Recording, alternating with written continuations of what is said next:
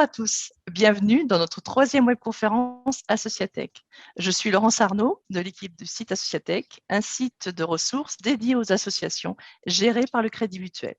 Dans le cadre de ces mises à jour régulières et de la qualité du site associatech.fr, nous pouvons compter sur les meilleurs experts du secteur sur chacun des sujets.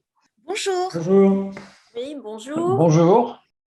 Bonjour à toutes et tous et merci d'être présents pour cette troisième webconférence Associatech. Il est question aujourd'hui de faire un point sur l'état des associations un an après le confinement. J'ai donc autour de moi 6 experts Associatech qui nous ont fait l'amabilité de se rassembler aujourd'hui alors qu'on le sait, les uns et les autres sommes tous très demandés et mobilisés.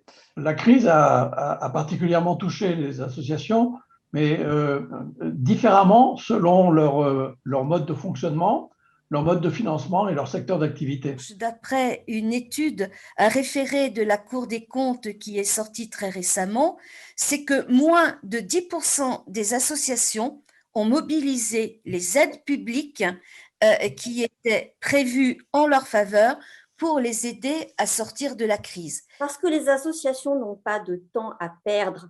Elles ont généralement pas de professionnels qui sont aux manettes de la communication. Première tendance, je pense qu'elle est générale à toute la société et à l'ensemble, elle est plutôt planétaire.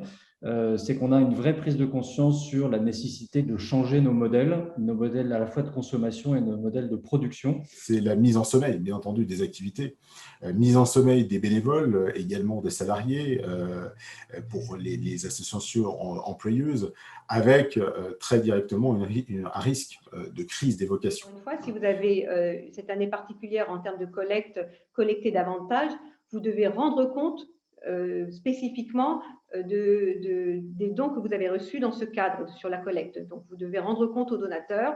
En particulier, on l'a vu, il y a peut-être des personnes qui vous ont donné pour la première fois dans ce contexte. Ce sont les donateurs occasionnels dont j'ai parlé précédemment.